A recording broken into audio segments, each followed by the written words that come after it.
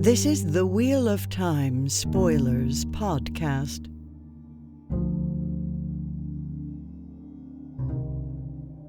Yeah, I tried so hard to find any evidence from anyone anywhere that genre is a word. And this is apparently my personal mandala effect that I am making manifest into the material plane.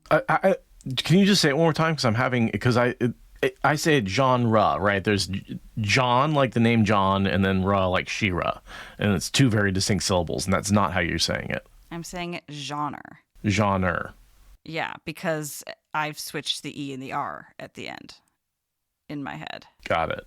Which, again, I swear to God I've seen that, but I can find no evidence anywhere on the entire ass internet that proves that I'm not making that up. So definitely the world has changed on me. My mind is completely a steel trap and not malleable or plastic or prone to error whatsoever. Obviously. Obviously, you're an alternate universe, because that's the better explanation other than your mind is fallible. Yeah. Mm-hmm. And that, kids, is how you are humble and curious about the universe. Oh, fuck. For me, it's just like the number of times. I think cell phones have really shown me how wrong I am all the time, because I will be like, no, this is what happened. And my wife will be like, no, this is what happened. And we'll definitely be like, okay, well, we have recorded video. Let's go look. And we're both wrong, right? You know, it's like, I'm always, it's one of those things where, man, memory is a bad indicator. Yeah. No, it's that thing when you relive a memory, you're reliving the last time you remembered it, not the original file. And like that's how errors creep in over time. I was just getting reminded of this by someone like showing like a paper about it recently. For me, what I've really been discovering, especially at work lately, because there's just a lot of complicated shit in my job, right? And so expectation affects what I see so much more than I would have ever realized. What I expect to be there, I will see, even if that's not what's there. And like, because, I've got these machines that keep really good records, like I can go back and check. And it's like, often I'm like, oh man, I could have sworn that I saw something entirely different. Yeah, totally. And you actually have the literal receipts. Like, yeah, to be like, nope, that's not what was there. The numbers were different. And, yeah, it's frustrating, to be like, my brain is not seeing. And same thing when I'll go back and listen to the audiobooks that I read. The number of times I see words that aren't there, or see a different word, or add in or subtract words. And you're like, my God, I thought I was reading what was on the page, and I'm not. I'm reading what I expected to be on the page. Yeah. I mean, that's a huge part of so many, optical illusions. It's not necessarily fucking with your optics. It's just playing with tricks of your memory buffer, essentially. That, and I've been doing some crosswords lately just to kill time, to sort of get away from scrolling. I'll read a clue and I'll read one of the words wrong, and that's what the word and I'll read that clue 5, 6, 7 times before I'm like, and then I'll get enough crosswords to be like, oh, I know what the answer is, and I'll reread the clue and realize I've been reading the wrong word the entire time. And I'm just like, how did I continue to read that word so badly? It's because once I read it once wrong, that was my expectation. Yeah. Yeah. Expectations are, they're a problem. And especially in Teleron Riyadh, where Perrin goes in this chapter, right? The expectations is what determines what actually happens. It's backwards in that way. We have all this problem where, reality is different from our expectations, and so we see what we expect. Here they see what they expect because that's what actually ends up happening. He uses his brain and his mind to control Teleron Riyadh. And how was that for a segue? Amazing. Expert. Professional. In less than 5 minutes of turning recording on. Brava. Hey, I've got motivation. I'm like Perrin. I am focused on a goal right here. I'm going to start this thing and I'm going to finish it.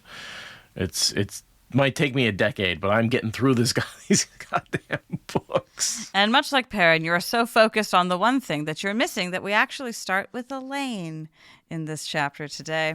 If we have to. Chapter 24, To Make a Stand, with the wolf as our symbol. And the wolf is not related to Elayne. Obviously, it's related to the Perrin section. To Make a Stand is not related to Elayne or to the Perrin section. That is related to the Iturralda section.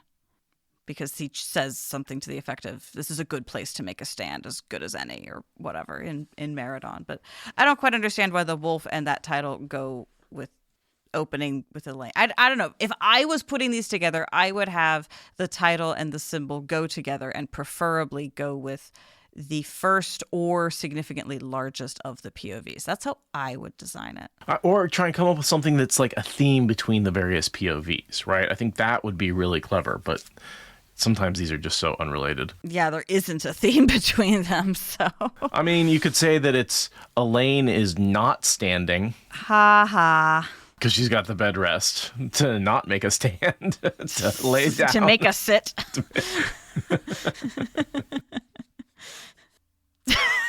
Lifeline just full. Oh, yeah. I mean, Ituralde was Little Wolf, right? So It's the little wolf, not the old wolf. He's the little wolf because he's Napoleon. He's just a little guy. He's a little guy. So the wolf could reference him there. So it could just both be the Ituralde, because the wolf definitely doesn't reference Perrin in this situation.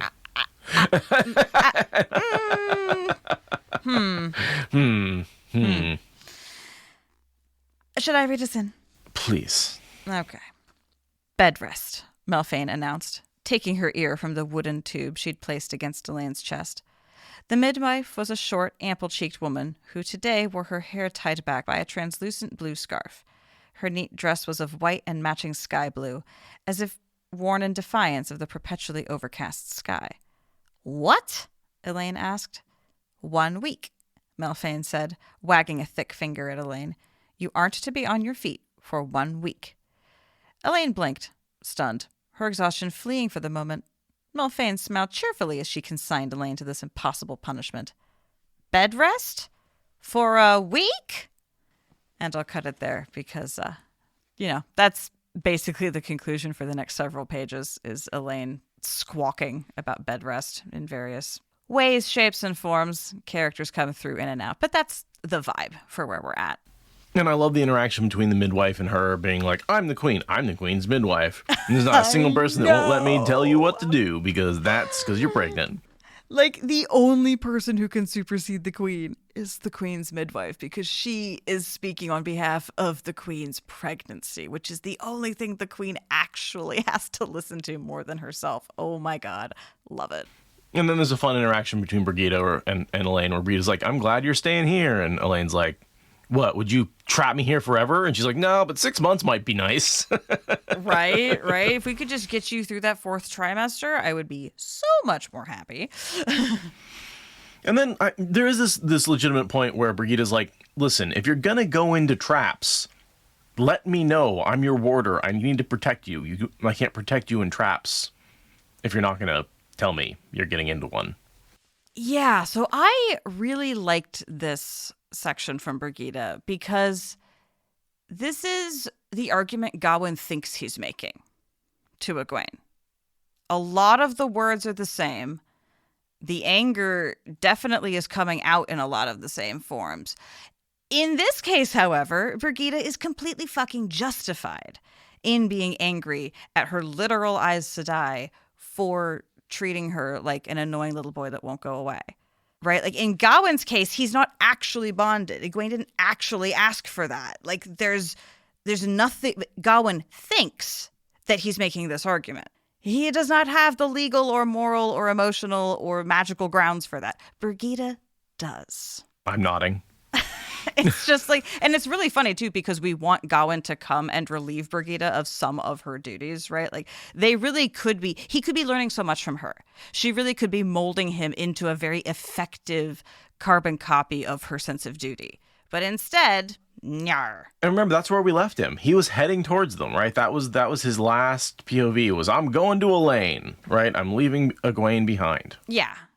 I mean, yes, they're absolutely, this feels like it could be a moment where Gawain shows up saying, I don't know how to do this protecting the woman I love thing. And Birgitte has to take him under her wing and be like, look, you need to actually be bonded to her first before you take that tone with her. Like, first of all. And like, yes, there's the weird consent thing where Birgitte didn't actually ask to be a warder, but like, she's made her peace with that. Like, as she says here, like, I was given these circumstances, I've made my choice, but like you are now reneging on the agreement that you entered into with me. Whereas, Gawain is forcing the agreement onto Egwene and saying, this is what I want, so therefore you're betraying me if you don't follow through with it. And the consent stuff, it was bonded or die, right? Those are like, Exactly. Yeah. There's a level of choice that Birgitte didn't have that Gawain wants to have, but like that's beside the point. The point is that Elayne asked for a warder and Egwene didn't. And only one of them gets to be mad when they get circumvented. And like, it's super justified for Birgitte to be like, what are we doing here?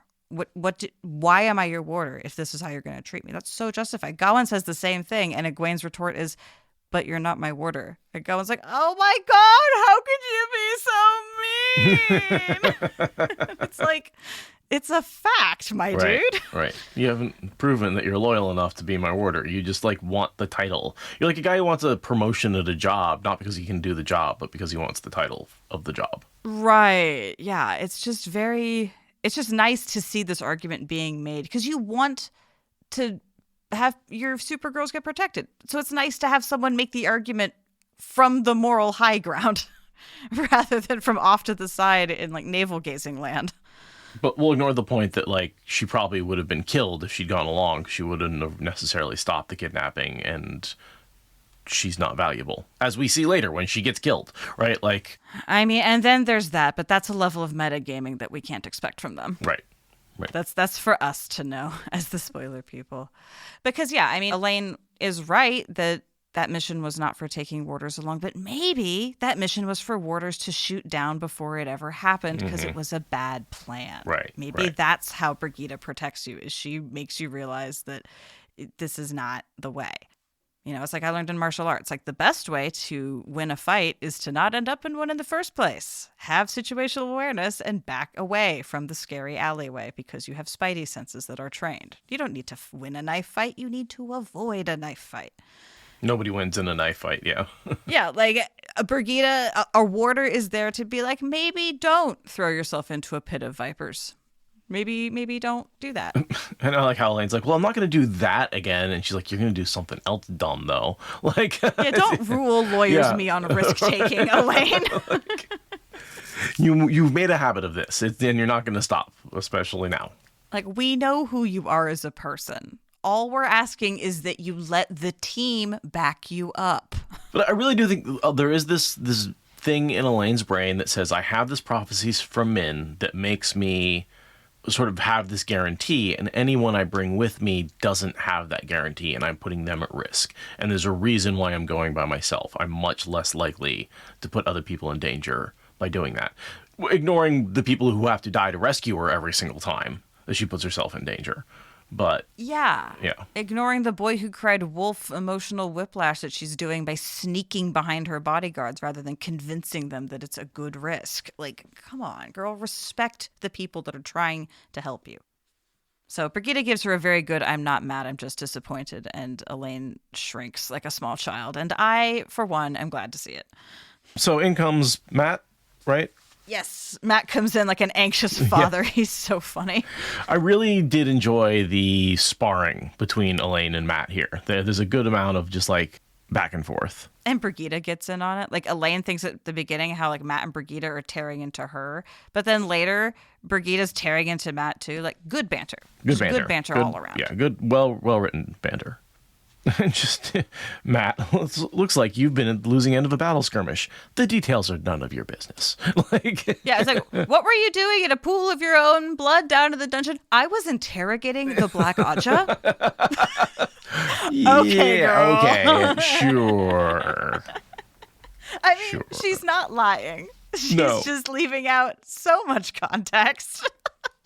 Matt is once again someone's trying to convince him that he's being hunted by the Black Aja, which he refuses to believe no matter how many times he's been attacked by bandits or robbers who are actually just people, like all the way back to Tarvalin on his lucky night, right? Yeah, Matt and his refusal to acknowledge his position both in the pattern and on various assassins lists is really comical at this point. At this point, even he knows it's a bit, right? Right? It feels like it.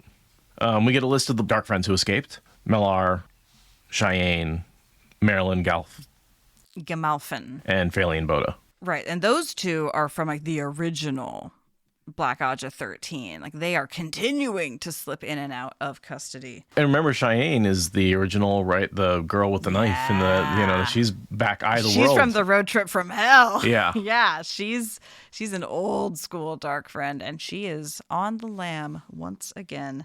And then the secretary was, our one connection between that one high seat. Right, the one who we always, The one we're not sure if she's a dark friend or not because her secretary was a sadist and a dark friend. But anyway, he got killed. He got knifed in the back in a clearly like tying up loose ends kind of way. Well, and that was definitely a Mellar kill on the way out. Yes. Oh yeah, Thon, is that true? Is that Millie Skane actually just gets away at the end of the last battle? I think she kind of just puts her head down and is like, peace, I'm out. I'm not a dark friend anymore. I'm just a survivor. I mean, honestly, good for her. She's a terrible person, but so many of the women get like imprisoned or brain wiped or married. Like if she just like skedaddles off into the sunset, like that's kind of cool because she's been there since the beginning. And as far as I'm aware, this is it. This is the end of her storyline. Like she escapes and she is at large. Oh, really? Yeah. Like this is the last time she's mentioned. Wow. Good for her. According to the Sanderson wiki. just let her go have a reasonable... I mean, she's a bad person. She should have been punished in some regard. But also, like, I don't know. There's something a little satisfying about a woman not meeting a grisly or embarrassing end. Does that make her the only book dark friend? Does that make her the only dark friend to live through the books? Lanfear. I will quit this podcast right now. I will turn this podcast around and go home. Exactly. Don't make me drive this podcast off a cliff. Exactly, Nentok. Lanfear is dead. You don't get to bring her back because, haha, Matt Hatch thought so the whole time. That's not, no. I like Matt, but he's not a generator of canon. No, that's Aludra. Precisely. Precisely.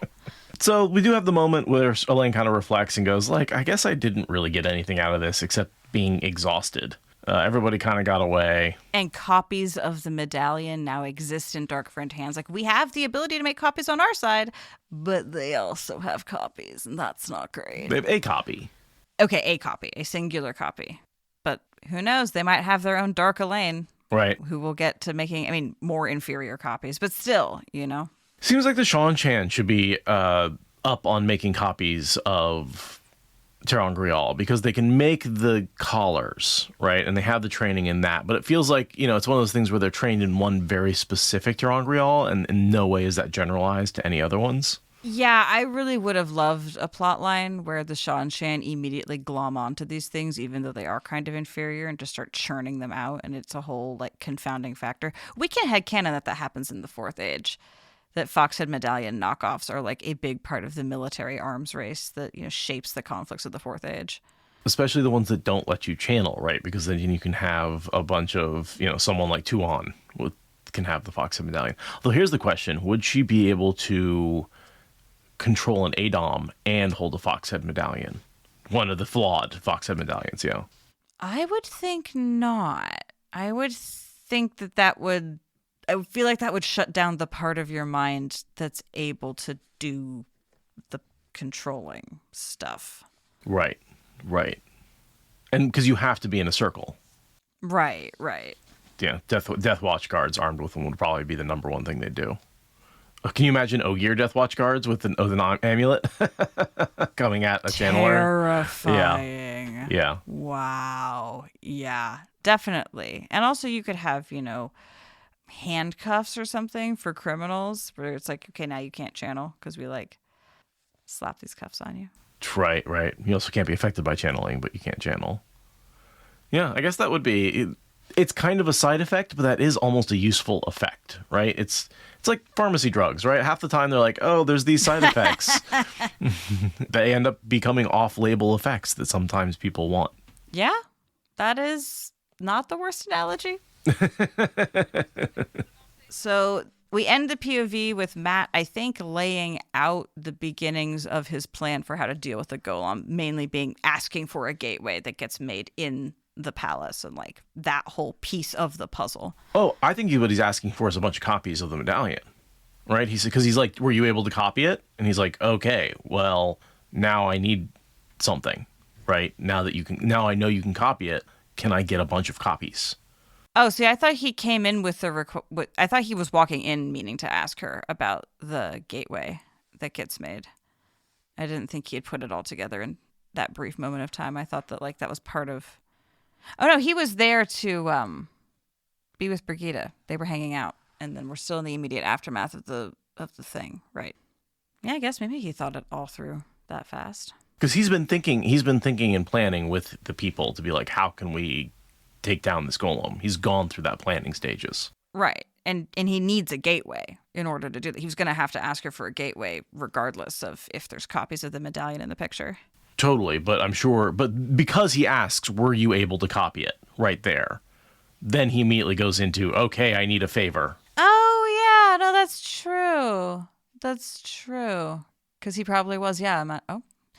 Because that was probably, Okay, as that part of makes their sense. planning, it's like, if she's able to copy it, what can we do with those? Can we use those copies to drive it, right? Because it's a two-part plan.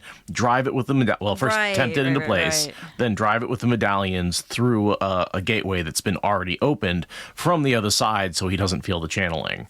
Right, yeah. Because it's a destination gateway instead of... So there's like a multiple-part plan, but I think they had it all planned out, and I'm sure there was this contingency if she's able to make copies of the medallion, which, of course, is what she said she wanted to do with it, right? Oh, right. Yeah, she did tell him that when she... Okay. I am bad at connecting the dots. I'm missing the forest for the trees like it's going out of style right now. Well, that's why we're both here. So It's so true. one of us can stop and look around every once in a while. Teamwork makes the dream work. It really does. Well, and that's the thing. Like, no one person can see everything. We make assumptions. We were just talking about before this podcast started how much our expectations affect what we see and what we read, and how much, your expectations about these chapters and what you know about them affect.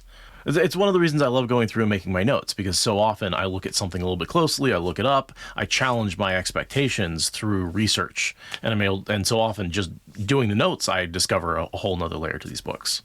Yeah, absolutely. So with that, is it time for a POV switch over to Meridon?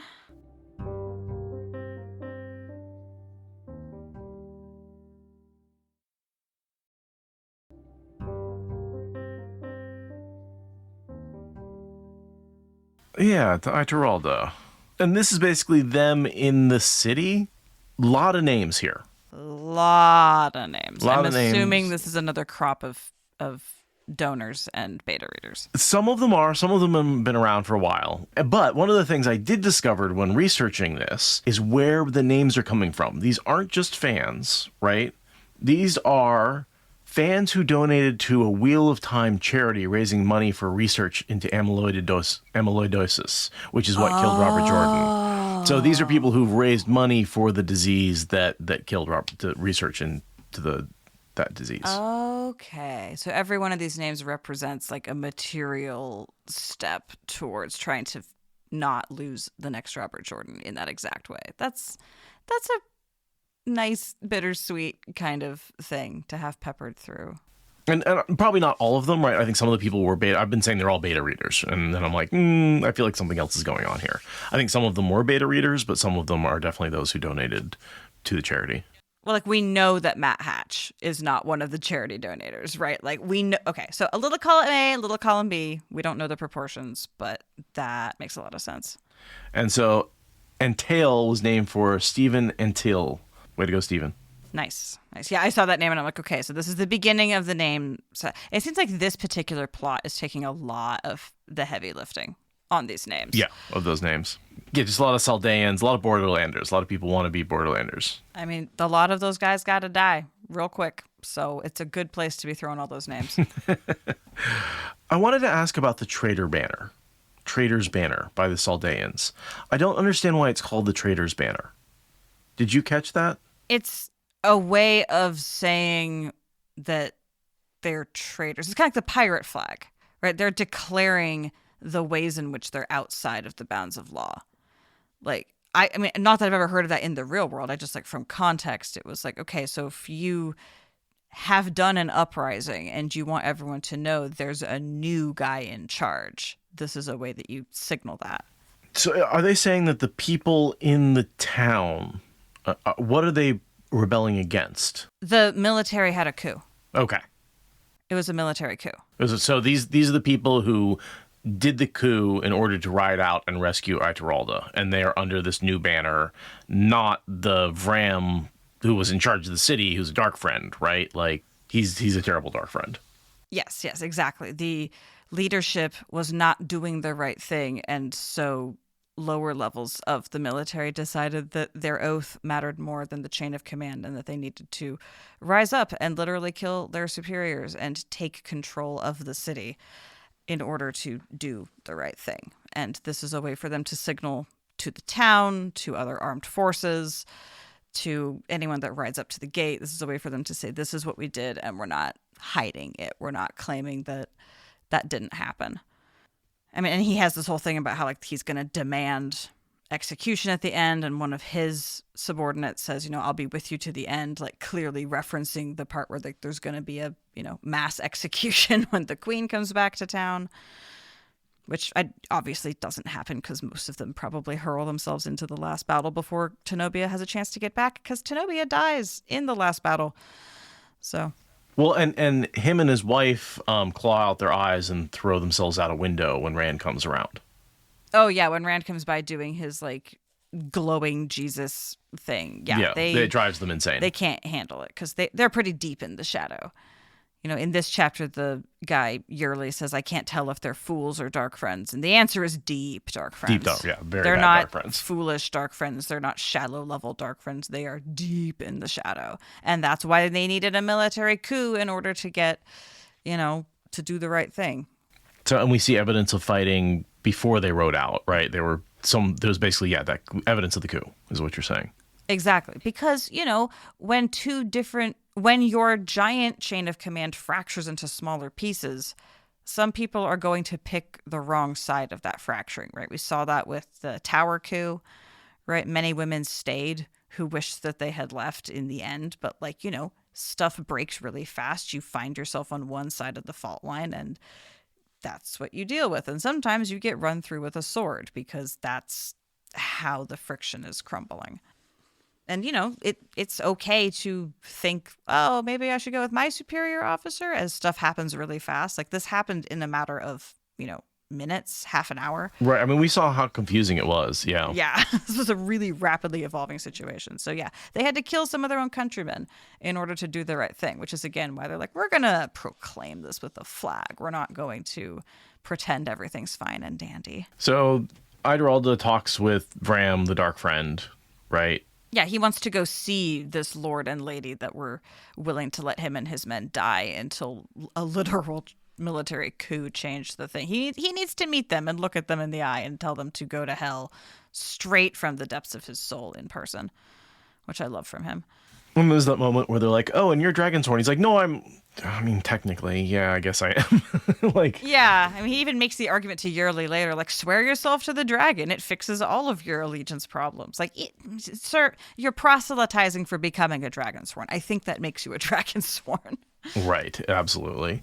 But, you know, for a long time, Dragonsworn has been this, like, foul thing that, like, just was an excuse to create havoc because they got all these false dragons. And so people who were Dragonsworn, we Dragonsworn to these false dragons, give up all allegiances and just, you know, locust across town for no reason, because they were false dragons, right? So, you know, there's this history of Dragonsworn being something that's very despicable and very looked down upon. And even in the books, even with this real dragon, we've had Dragonsworn be mostly, you know, a disparaging term for bandits who will use any excuse to break down civic order. It makes me wonder how many of those bands were actually not just horrible bandits, but were just being misunderstood weird religious seekers or whatever. Well, if you remember, a lot of the Dragonsworn were White Cloaks stirring up trouble back then. Right. Oh, yeah. That's right. Because Rand was like, I want to go down to them. And Moraine's like, no, you shouldn't. And it turned out he really shouldn't, because they were White Cloaks for the most part. There was some actual bands of Dragonsworn, but it was just White Cloaks stirring up trouble because they were trying to Pedro Nile was using those disturbances to try and take over the plane. And that's where he got all pissed off when the Dark Friend, Bors, Jacob Carradine failed to secure the land because he's like, I set it up. I did all this work, like bands of people. That was his job. That's what Jacob Carradine was doing, is he was out there being dragon sworn to terrorize the people so that the White Cloaks could come in and take over. And so he was literally a Dark Friend being the dragon sworn. Yeah. And it meant that Rand was never able to gather up all the well-meaning Dragonsworn who actually wanted him to be their savior for this end of the world doomsday cult situation, because they were being divided and conquered and controlled and managed by dark friends and dupes of dark friends who were trying to make, anemic fascism happen, basically.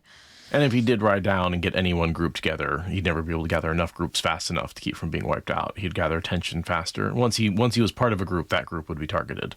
So that was Moraine's whole argument about. That was their whole argument in Great Hunt. Book to Great Hunt, right? And that was when the most time passed, right? Great Hunt was a year and 3 months, and 6 months of that was them arguing about him going down to the Dragonsworn, which in a book that takes 2.5 years in a series that's 2.5 years from start to finish, 6 months of it being them arguing about that one thing, right? It was such a major part of his experience and the relationships that formed and everything that was going on over those 6 months that we kind of skipped past. That was the biggest time jump.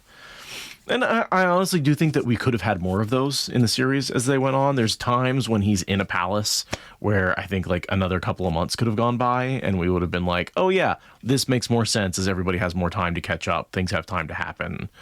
But then you have other characters who are stuck traveling, and it wouldn't make sense for them to be traveling for 3 years.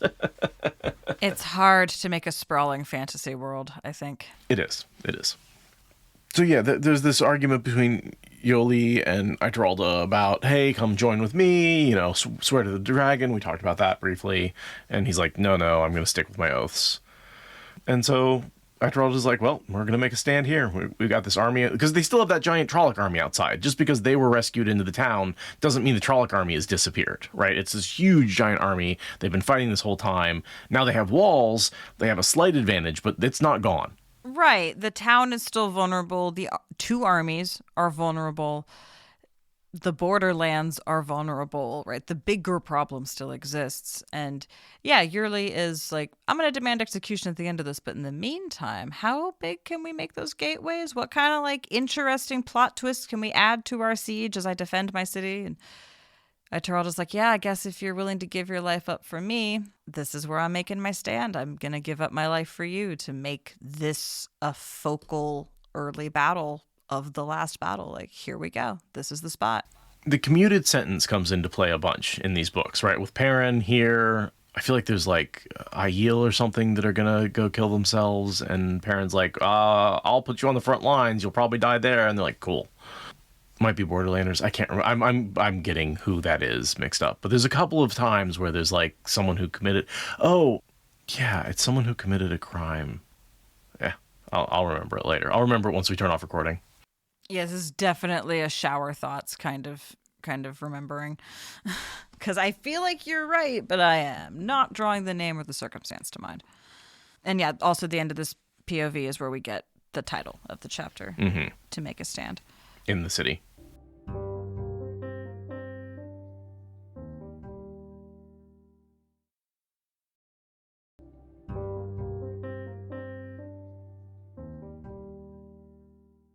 And then we POV switch over to Perrin. Yes, and we start out of the dream, and then in the dream, and then back out of the dream. And there's not much more in the out of the dream other than him going, I'm gonna fight the White Cloaks tomorrow. They've forced me into it. I don't want to do it, but he's telling Fael essentially prepare for war. Yeah, and then after the dream he thinks about it even harder. But yeah, the thoughts at the before and after the dream sequence are very, very connected. So the dream sequence is, that's talking training montage, right? For the first time? Lot of mechanics being communicated, a lot of foreshocks of the conflict with Slayer, the being hunted, the dome. Well, the dome isn't really here, but the being hunted and the dome connect. Yeah, a lot of foreshocks for exciting new dream stuff that's going to be happening with Perrin over the rest of this book, rest of the series. And then there's this line in like the second paragraph. Belwar had not recognized the seal Perrin had described. Who led these? Yeah, I thought that would get you going. That's such bullshit. It's such bullshit. It's such bullshit that Balwar would not recognize Galad Seal, right? Who's been in the White Cloaks since before he was in the White Cloaks, is one of the most important political figures of Andor when he dealt with Andor and Morghese. And like, yeah, and Morghese was constantly asking for him, and they were lying and saying he can't be around. Like, Pedro Nile was there for all that. Belwar was there for all of that. He knows exactly who he is. He knows exactly where he was stationed. He knows his symbol. It's the only way that this makes sense is if you commission a new personal seal as part of becoming Lord Captain Commander, which we've had exactly no mention of. So there's every reason to believe that Balwar is the man who assembled the entire file on Galad. Balwar's the one who pulled together all the information and put it in a nice manila envelope and put it on Pedro Nile's desk and said, here you go, this is everything we know about this man. Balwar absolutely knows who Galad is based on his seal. This is the most glaring, annoying plot hole in the history of glaring, annoying plot holes. Because so much of Perrin's plot line here is bound up in him not knowing who this is and how much they're able to repair their, gain mutual respect, have Morghese step in. All of those things are super important just to knowing who he is. It's so critical. Like, Perrin just wants to not kill these guys. Galad just wants to get justice. And Balwar is sitting there like Matt with that fucking letter. Just like, derp-a-derp-a-der. Except in this case, he's just a plot hole. This is Sanderson's fault. This isn't even Balwar's fault. These are Sanderson's way of building tension that make me not happy, right? A letter that he has in his pocket that he's just not going to read because he's stubborn, right? To me, that's just frustrating. This, as well, is just a frustrating way of saying, oh, they're just not going to talk to each other. And Balwar is a plot hole where I feel like he's forcing that into place. He's building forced tension here in a way that I don't like. It's very frustrating. It's embarrassing. Okay, put respect on Balwar's name, as Light Blinded Fool says. Like, this is not fair to Balwar. Balwar is not the intelligence von Braun of these books. For nothing. You just can't do that.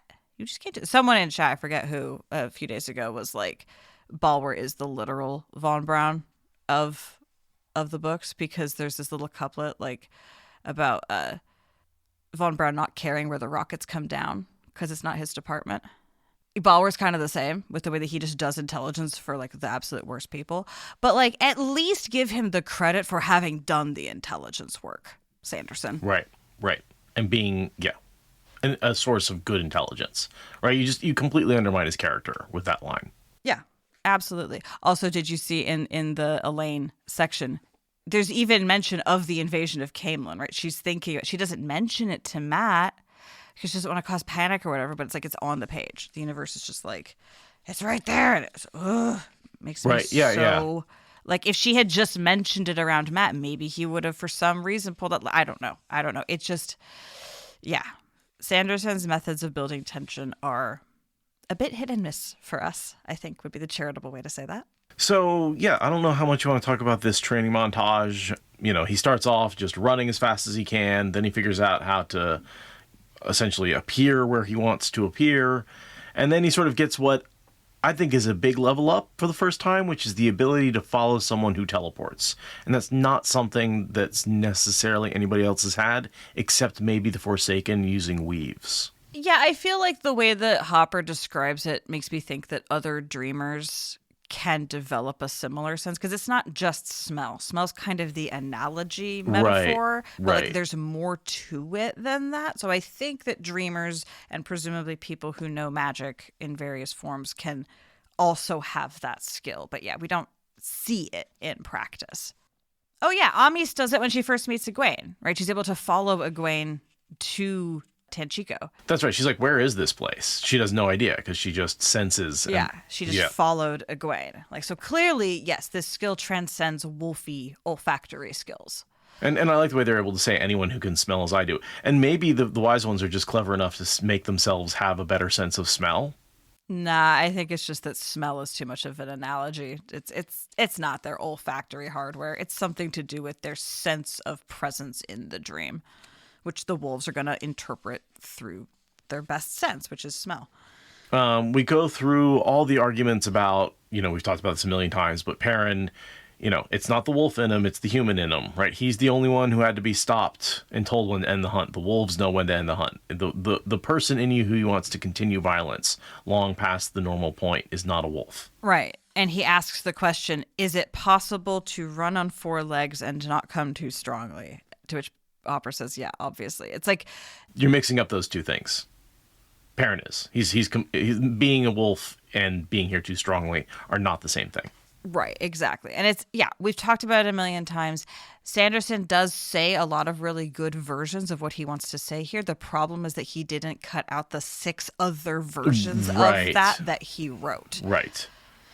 Yeah. The number of times he's like, he doesn't need to control the wolves. He needs to control himself. Say it once. Say it as a metaphor. Say it as an allegory. Say it poetically with one little piece missing for you to bridge as an exercise for the reader. Don't fucking give me every version of the way this could have been said, just spliced together. It's try hard. It's okay, how much can I change about my surroundings? It's just like, he knows this. Perrin knows he can change the things around him. Yeah, he's asking for, sometimes it's good to go back to the basics and ask your teacher to just really refresh your memory on how the basic mechanics work. Again, expectation and memory are weird plastic things, but yeah, it also feels like learning regression in this case. Rather than, now that I understand that this balance is different, can we go back to the top and start over? Like, that would be one thing, but instead he's just like, can I change my clothes? Yeah, it's like, yes. He's been able to summon like arrows for his bow for a long time and stuff like that, right? Well, those are D&D rules. You don't question it. We get a little bit of foreshadowing. We've got all the wolves on the slopes of Dragon Mount, right? So I got so excited when I saw the dragon myself. I'm like, wait, is this the chapter? Like, there's no way. I flipped to the end. Like, no. We're building tension for that in a way that is actually effective. But yeah, why are they there? Except like, we saw it at the end of the last book, so it's... Well, yes.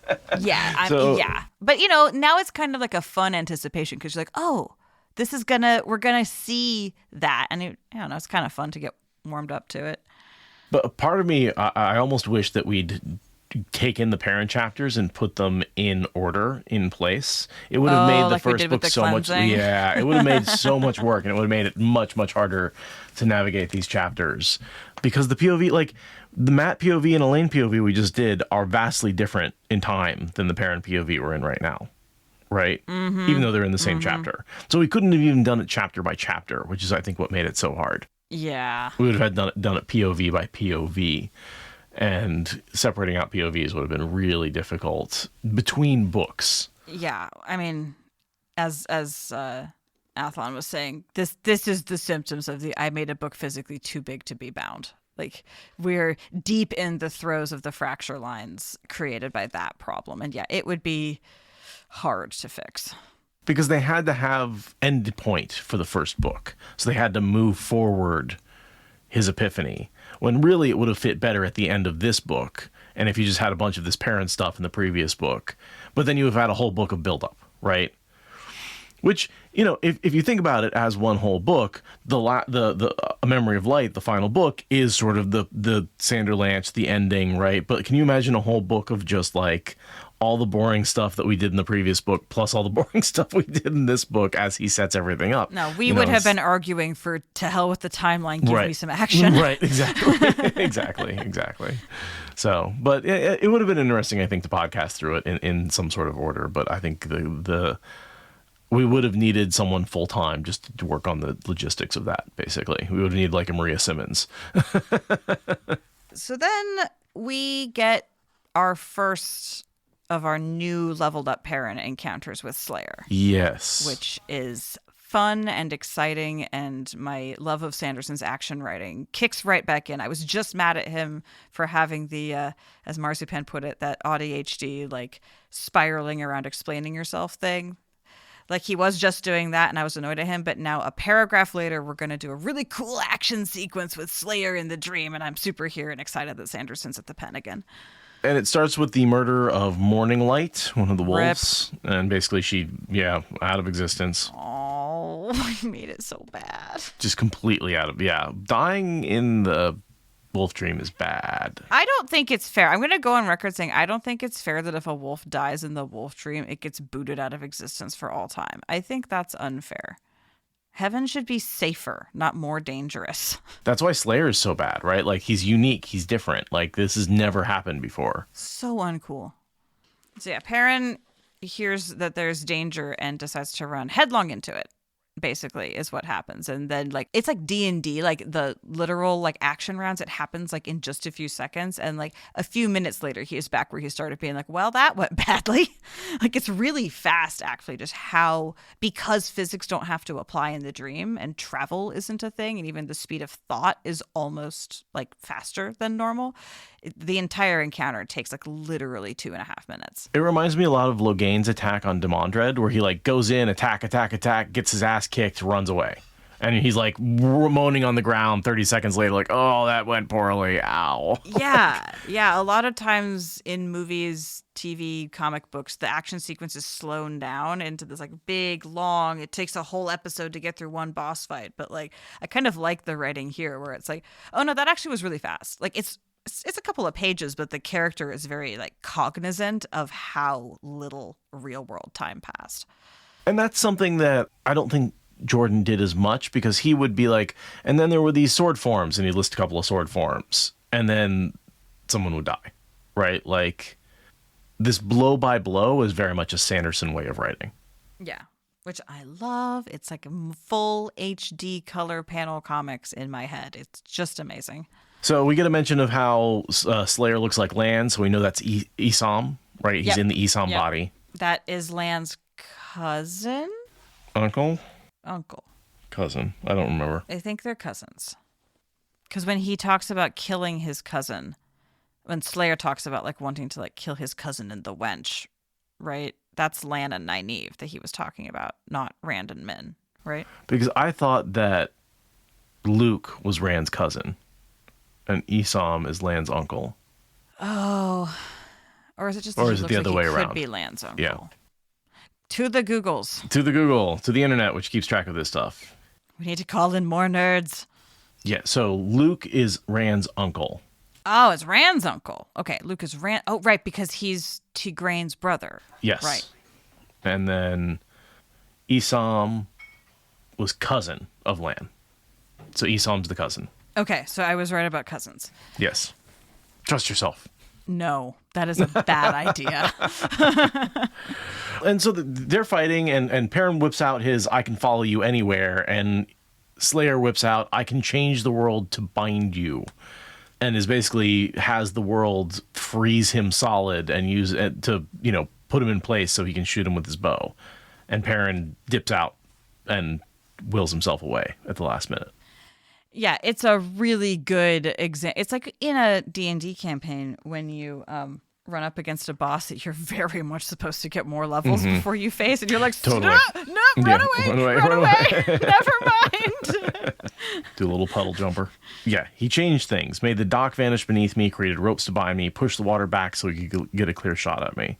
And I'm just like, Perrin, you have all the same powers in you. Like, you can make the water reappear. You can breathe underwater. You can make a shield out of the dock. It's just a weave. Yeah. But, again, it even says in the paragraph, like, he used his newfound skill to go chasing after a super dangerous character. It's like, yeah, he's not practicing. This is why he does the training with the nightmares, is so that way those kinds of thoughts are second nature rather than a fully cognated process in his forebrain. Right.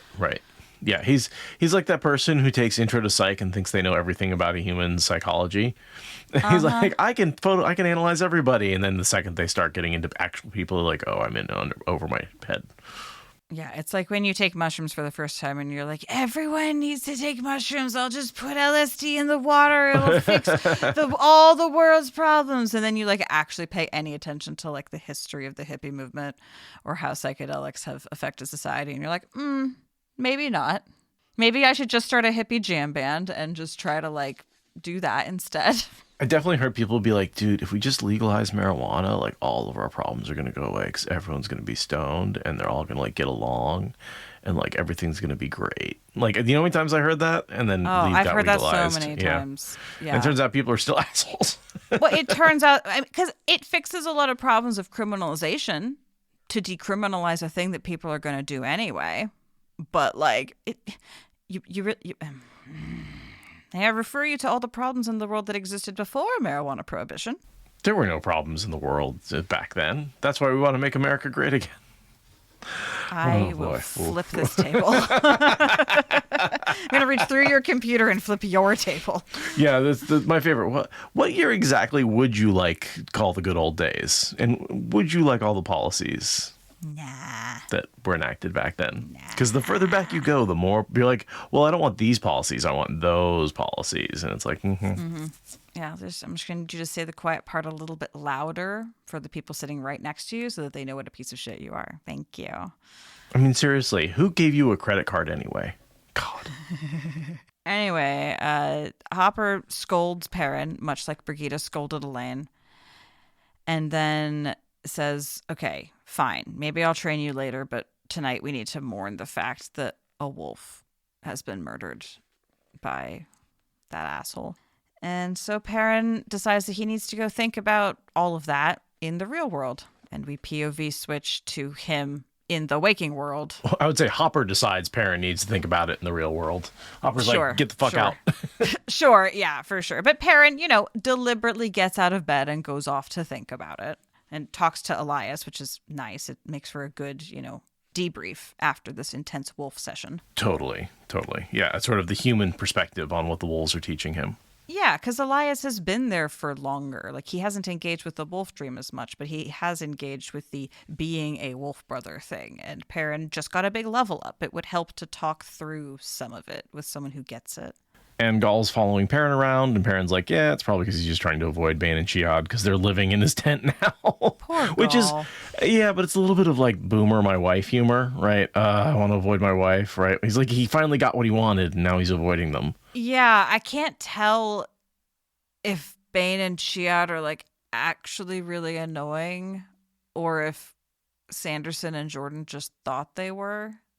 Like, I'm really like, I don't know how I'm trying to feel about the Gaul situation because I really like Gaul. I want him to be a cool guy in a cool situation, and I can't tell if Bane and Chiad are like actually making his life worse or if the authors of the books just thought it would be funnier to make it seem that way. I think that's it just feels to me this whole like, oh, what's worse than one wife? Two wives, and it's just yeah. Please, I hope I get proved wrong at some point, but that's to me the feeling I get from this whole Bane and Chiad situation. I don't like it. No, because there was this whole thing where he was pursuing one of them and he was willing to get together with the other one, and I would have liked to see that sort of love grow between all three of them in a way that like was a little more organic rather than, yeah, I love this one and I'm putting up with that one. I love Chiad, but I'm putting up with Bane. Seems to be sort of the feeling I'm getting from his actions here. Well, and it also feels like Bane and Chiad just want to be together, and they're like playing this game to have Gaul like as a piece of infrastructure or furniture and always as like a second-class citizen to their relationship. And again, I would, like to see it develop from a couple with a third wheel to a full-blown throuple where like they have a household. I don't know. There's just no sense of household. There's like Bane and Chiad, and then there's this annoying guy, Gaul, that I guess they have to let live in the garage or whatever. I don't know. It's weird. Well, and don't forget, they are now Guy Shine because they got captured. And so they're his Guy Shine. But then, like, I think he's trying to go back to that whole situation where you hear these stories about clan chiefs who take these women Guy Shine and then end up kind of like being bullied into marrying them within the year and stuff like that. And I think he's trying to reference that kind of stuff. But Gaul is supposed to become a clan chief in the Fourth Age. That is from Avienda's visions and comments made by wise ones way back in the day. That does seem to be in his future. So yeah, I guess. But he basically seems to take Ruark's place when Ruark is mind-frelled. Right. Yeah, exactly. Gaul is going to be Ruark 2.0. Yeah, I think you're right about it just being the boomer humor. Blah. A lot more of this chapter is Perrin talking about how he's dogged on projects. You know, he's rewriting stuff that we know about Perrin that was written back in Eye of the World. He's slow to speak. He likes to consider things from all the angles. He likes to finish everything he starts. He doesn't like it when people can't finish things. He's the opposite of ADHD. Yeah, he even has this thought like, why is it that his mind works so much better when he's doing something? It's like, because that's how a lot of human minds work. It's almost phrased like it's a failing. And it's like, Perrin, you're not a failure. You're just autistic. It's okay. But yeah, it's all good thoughts reiterated ad nauseum in a regressed voice. Good thoughts at their core. And Chad is pointing out that Gaul is not part of the same clan as Ruark, so that he's a Sharad and Ruark is a Tardad. Well, I thought we meant replace him in our hearts. Yes, yeah. As Aiel clan chief daddy. I didn't think we meant literally in the, because obviously they're from different clans. I mean, obviously. Obviously. Now that Chad has looked it up and researched it and put it in chat, obviously. Obviously. No, thank you, Chad, for keeping us honest. But in my mind, I was saying replace Ruark in our hearts as the Aiel daddy. With 2 wives. As everyone wants, that's just the ideal Aiel clan chief situation. So, and again, there's this conversation then between Perrin and Elias, which to me feels like something they should have had ages ago, right? This feels like one of those things that, again, Sanderson's going back and being like, I feel like I need to fix some of the communication between these characters. So I need Perrin and Elias to have this conversation about the wolves because they've never had it. And it's so dumb that they haven't had it. He's switching from saying something that's been said too many times to switching something that should have been said a long time ago without missing a beat. He just goes from ad nauseum to finally. Mm-hmm. And topics go from Gnome, where he's like, I found a balance. There's this moment where he says, I found a balance, right? Which I think is the key point. But essentially, he's saying, I found a balance. You have to as well. I don't know how you're going to find the balance. I don't know how I found the balance. I just did.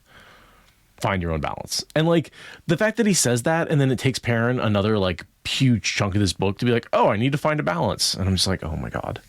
That's his big realization at the end. And they literally have the exchange. So Elias says, I left my life for the wolves. That doesn't mean you have to. Gnome had to. Did he have to?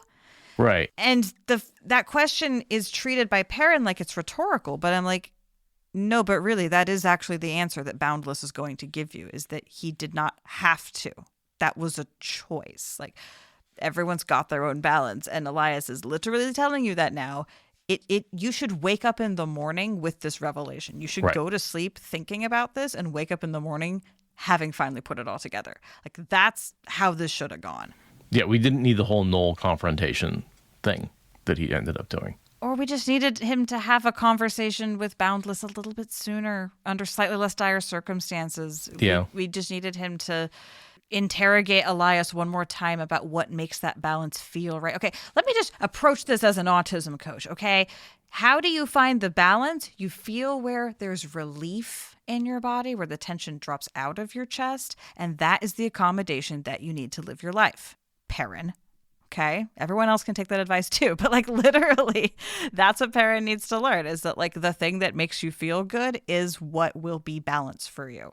You can't fight it. You can't change what makes the balance. You just need to discover it. And I wish that Elias had some insight on that, but I do. Perrin, listen to me. Well, thanks. I guess that means I'm quitting my job. Unfortunately, that is generally what that advice will get you, is unrealistic decisions that don't actually work. Because capitalism is a bitch. But it really would have worked here for Perrin trying to figure out this whole how to not go insane thing. It's it's right there. The thing that makes you tense up is not balance. The thing that makes you relax is balance. And Elias had it the whole time. You could have asked him from the very beginning, instead of talking to an Aes Sedai, talk to the other wolf brother who's clearly doing fine. And I think there is a moment where he talks to him and Elias basically says, I don't know, back in the early books, but... Yeah, and then he just reiterates it here. And he also reiterates here that the Aes Sedai tried to gentle him, and that was kind of what made him snap. And I just don't understand why that would be a problem for a man who can't channel. Like, they throw some weaves on you, nothing happens, you laugh at them. Like, I don't see why you have to kill warders and run away. Because when the police arrest you, you run away, even if you don't think I don't know. It's just, he didn't want to be taken. He didn't want to be detained. He's a sovereign citizen, okay?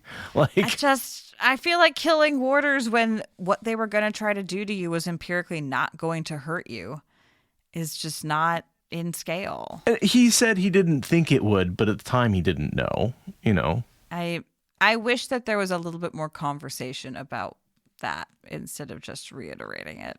In my head canon, there was some dark friendery going on, and if he'd been taken, they would have made sure he didn't survive.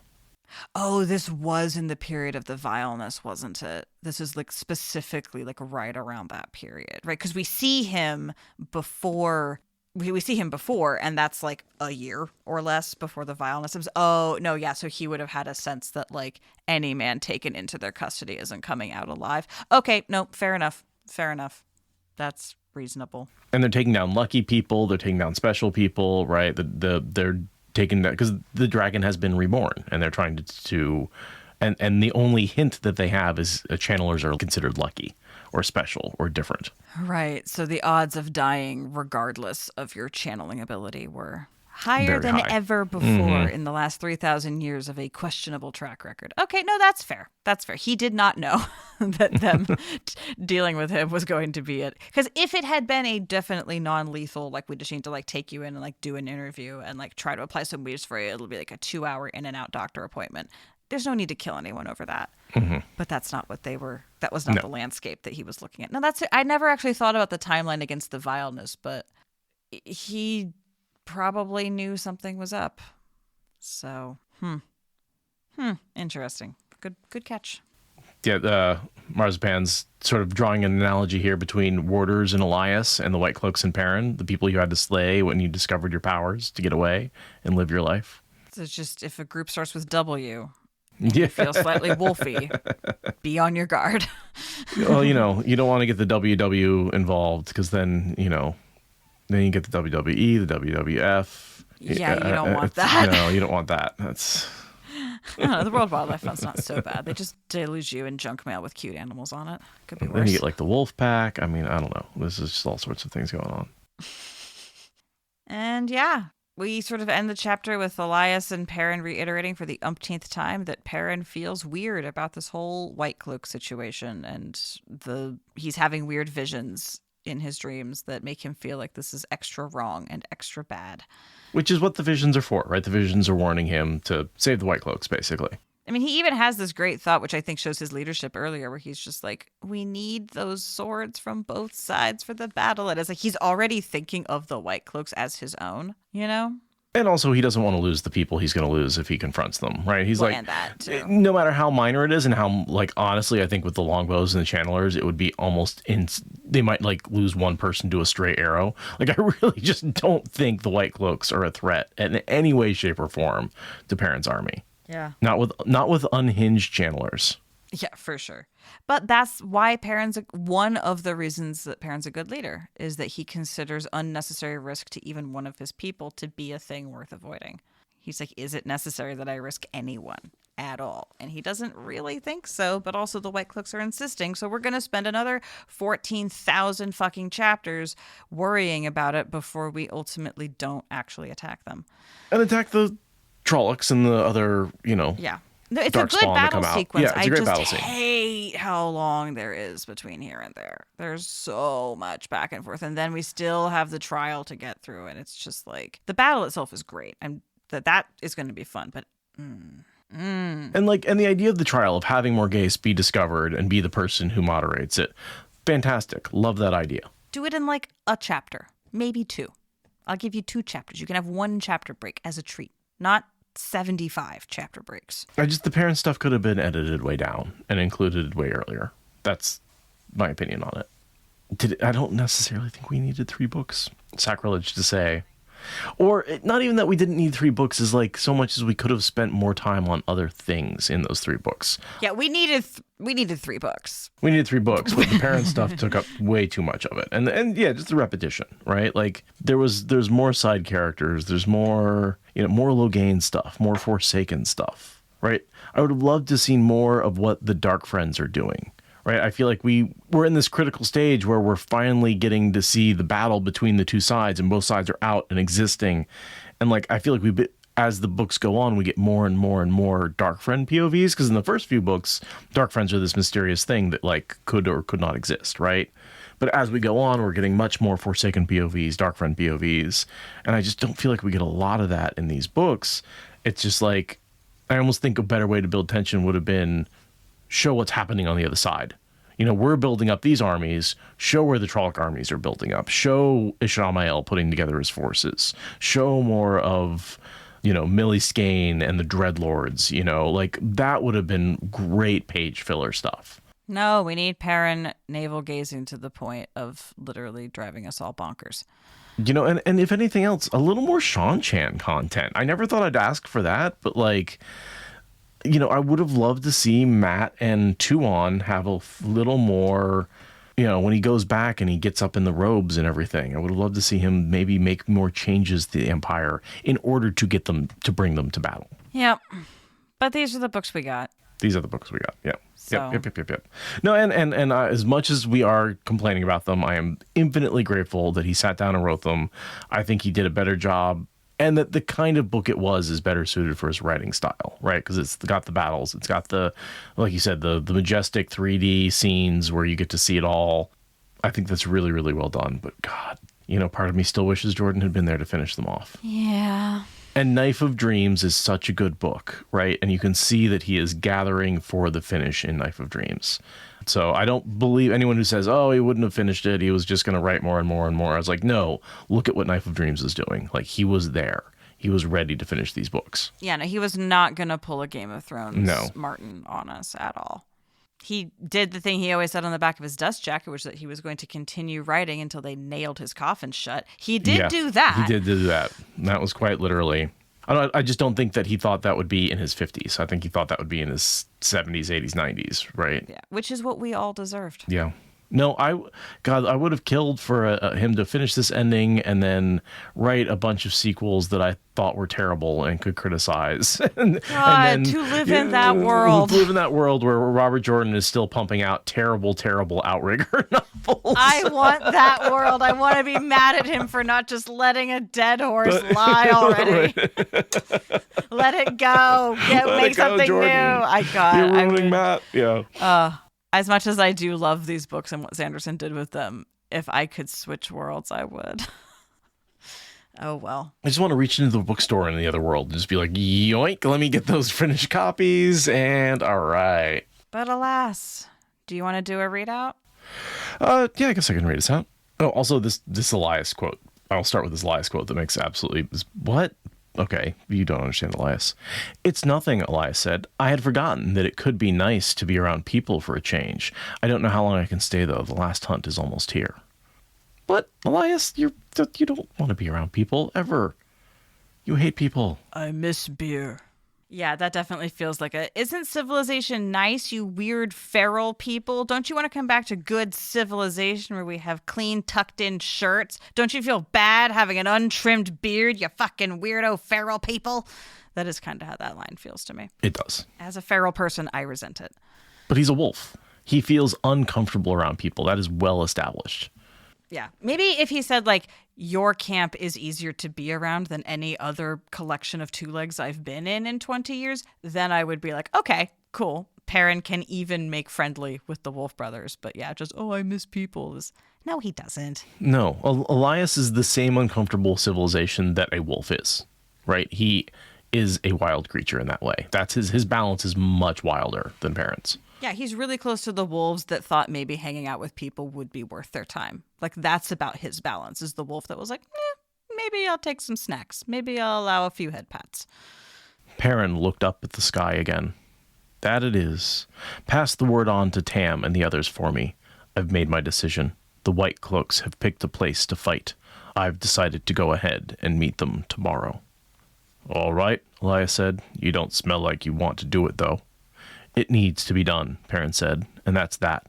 Everyone wants him to be a lord. Well, this was the sort of thing lords did, make decisions that nobody wanted to make. It would still sicken him to give the order. He'd seen a vision of those wolves running sheep toward a beast. It seemed to him that maybe that's what he was doing, running the white cloaks towards destruction. They certainly wore the color of sheep's wool. But what to make of the vision of Fail and the others approaching a cliff? Elias moved off, leaving Perrin with the axe still on his shoulder. He felt as if he hadn't been chopping logs, but bodies. Also, can we just talk about the fact that he fucking picks up an axe and starts using it to chop wood, and like it's not really addressed? But it's a different axe design. It's a wood axe. No, he threw away the fucking axe. You cannot have him pick up another axe just to do chores because you want him to chop wood. Oh my god. I forgot to make a big thing about this earlier, but no, bad Sanderson. You do not get him to pick up an axe and not deal with the emotional trauma of cutting off a man's hand with an axe and really, well, it's a tool. It's not a battle axe, therefore. No. Yeah. That's the whole point of his thing, is the hammer is a tool and the axe is a weapon and only a weapon. And the second you use an axe as a tool, you're undercutting the whole point of the drum. Don't like it. Yep. I'm nodding so hard. It's so disrespectful to how much tortured agonizing you forced us to read about how important the axe is, for him to just say, oh, well, it's a different design axe, so I have no trauma at all. It's like, what? Why? Yeah, no. Much nodding. Very annoying. Much nod. Also, I kind of like the line about he hadn't been chopping logs but bodies, but also someone who's chopped logs. I get stuck in the literalism of that. I'm like, I don't think chopping meat is at all like chopping cured firewood. It's just me, but I want this line to be a banger, but instead I just get really stuck on Yeah, bodies and logs don't chop the same way. They really don't. I've only ever chopped the one, to be clear, but like I can extrapolate the different textures.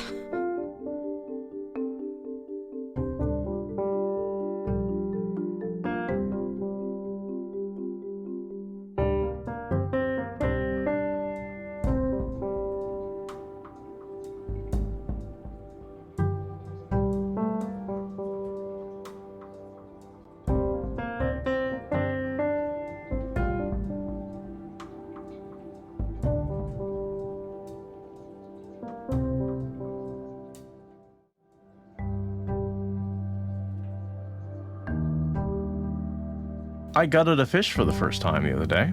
Oh, really? Yesterday. Yeah. Really? I had a friend of mine say they basically were free whole fish someone gave them, which was a giant salmon. And so they're like, I do not know how to gut this. I do not know what to do with it, or how to cook it and how to break it down. So I was like, well, I can watch a YouTube video and figure it out. So, yeah. And it just like the cutting into the body of the fish was actually a little bit of that first, like making that initial slit very much felt like cutting into a body. And that was probably the most, out of all the grossness and like the pulling out the guts and chopping off the head and undoing the gills and butterflying the fish, none of that bothered me except the initial cut into the body cavity, because it very much felt like cutting into a body cavity. It hadn't been broken down into something recognizable as like a kitchen thing. It was still like a nature thing, an animal. It was still an thing. Animal that I was cutting open, and shocking. I was shocked by how much force it took to actually open up that body cavity as well. How much the muscle resisted. Right. Yeah. It looks one way in brief cutaway in movie type situations. It's very much a different thing to actually deal with that sort of thing in real life. I have not done it much myself, but I've been present for it several times and seen people go through that like, wow, this is way harder than I thought. Like I've seen the look on someone's face a couple of times going through that thought process. And yeah. But then once you penetrate, like how then easy it is to then continue to cut. Right. And how, it's nothing like whittling. I have done a lot of whittling. It's nothing like that. Yeah. It's soft and squishy until you're into it. And then it's fairly easy to tear through. But then there are bones. Right. And so then there's this whole other structure, whereas wood's just wood. It's solid pretty much throughout.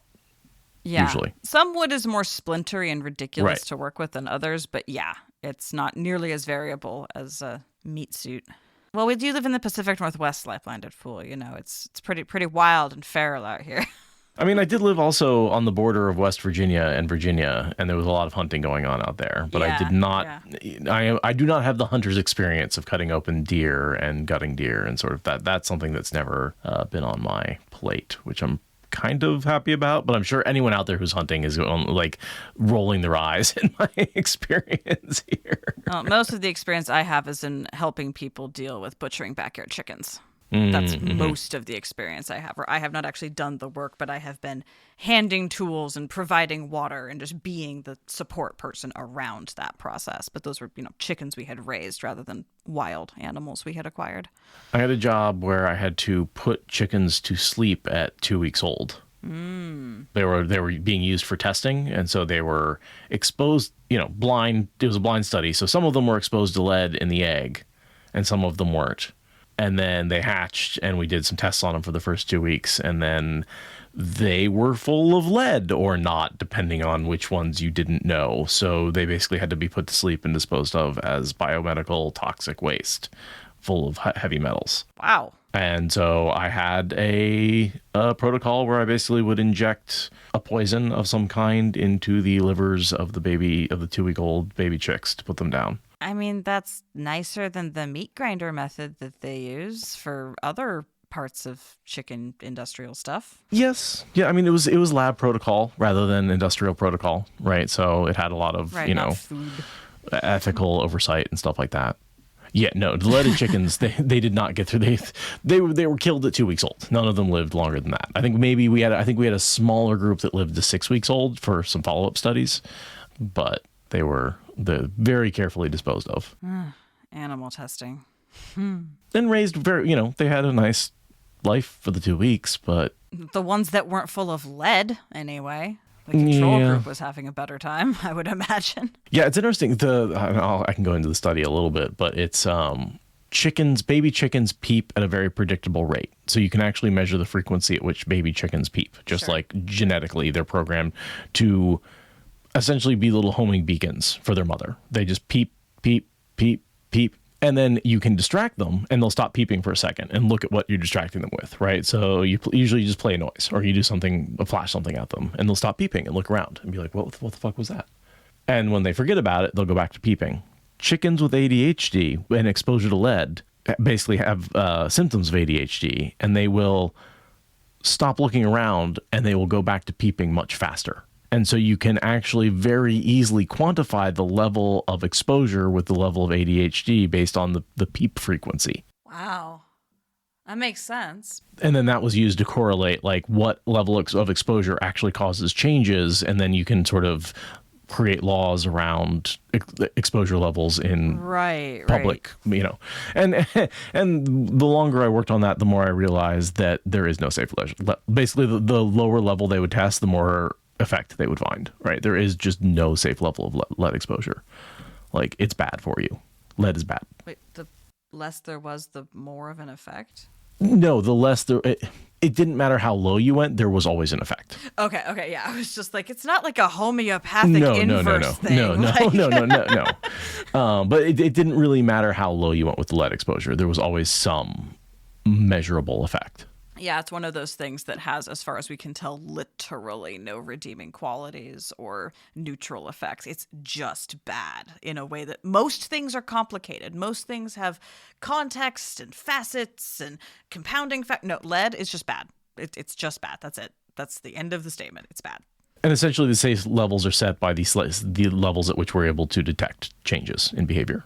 Right. Like, it's the level of our testing that affects the amount that we have, not necessarily the amount that it affects us. Right. Every time we refine our sensitivity, we continue to discover that there's a problem. There's still a problem even at that level. Yeah. So, yeah, it's lead's bad. And we exposed an entire generation to it, or multiple generations to it, through leaded gasoline and leaded paint and leaded pipes. Yeah, far too much. lead for comfort. And I mean, in fairness, we've been doing this for a long time because your weekly reminder that I can never stop thinking about the Roman Empire. They knew that lead pipes were not great. They knew that lead powder in their wine was not great. They knew that lead in their cosmetics was not great. They associated the symptoms of lead poisoning with the god who was associated with lead. Like, they knew. Mm-hmm. But wine tasted like shit, and lead is sweet, and makeup didn't have anti-caking agents or whatever, and lead is a good binding agent. And, you know, so in fairness, our civilization has for thousands of years been affected by powerful people with far too much lead in their blood. Well, and wasn't there the whole thing where you have like pewter plates and pewter's made with lead, and so people would, you know, only rich people had pewter plates or silver plates. I don't remember exactly what the combination was, but and then which was fine until tomatoes were imported in England, and tomatoes are acidic, and all of a sudden all this acidity is eating away at the lead, and it's getting into the food, and people who were eating safely off these plates are getting lead poisoning. Right. People even can get lead poisoning from game that has too much lead, like bullets in it. Like, vultures can die of lead poisoning if they eat too much carrion that has lead bullets in it. Like, we're just dumping lead in the water as fishing sinkers and in the ground as bullets, and just, it's fine. It's fine. We're fine. Well, but lead in a way is such a useful metal, right? That's the problem, because it is very non-corrosive, right? It's almost as stable as something like gold, while being far, far more common in terms of, like, you can use it for pipes and it's not going to erode away. Yeah, easy to work, long lasting. Yeah, easily malleable, right? Yeah. It doesn't really react with a lot of things. It's not like it does, like, all it reacts with is life, right? It's very bad for biological materials, but it works fine with whatever building materials you want to put it with. Lead is like Legos, fun to use, just don't eat it. Except you have to use gloves with lead in a way that you don't have to with Legos. Same thing with asbestos, where it's like asbestos is incredibly helpful at fireproofing things. And, like, it has all these useful properties. That's why it was so widespread. It just also gets in your lungs and causes you to die a horrible, horrible death. Right.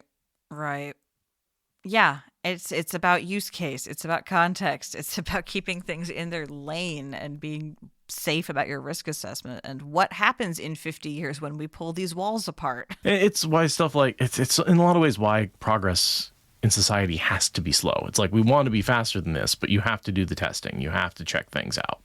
You have to find out the long-term effects, right? What happens when you make everything out of plastic? Well, you end up with microplastics in all of your food and fish and animals and body tissue. And what does that mean? We don't know yet. Right. And it's like, there's that fun little aphorism, regulations are written in blood, which is, on the one hand, a searing indictment of, our capitalist move fast and break things society. But also, you don't know what you don't know. Like, sometimes regulations are written in blood because we just didn't know that was a thing we needed to, like, figure out until a bunch of people died. I was like, oh, that's bad, actually. Yeah, apparently the handedness of a certain drug can affect babies in utero. Right. That was not necessary. I mean, there's usually capitalism is to blame. I'm not letting capitalism off the hook. I'm just saying, like, we've discovered a lot of things the hard way. Like, genuinely discovered things the hard way, not because we were deliberately cutting corners, but just because we didn't know what we didn't know. Marie Curie. I know, right? Like, yeah, capitalism didn't drive her to be saturated in radioactive dust, right? Like, that was her scientific curiosity and lack of knowing about how radiation worked.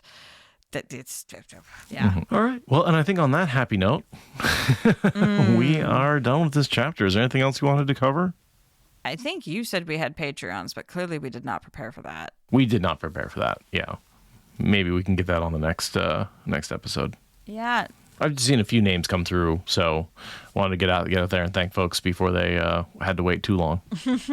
Yeah, I don't think I've got anything else. I don't have any notes. I do know that I have notes for our other project that we're about to go record. So yeah, let's turn this recording off and get the hell out of here. Bye! Bye, everybody. Thank you for listening to the Wheel of Time Spoilers podcast. Please rate and review us on your podcast app, and consider supporting us on Patreon for ad-free episodes. What Spoilers is a production of Fox and Raven Media.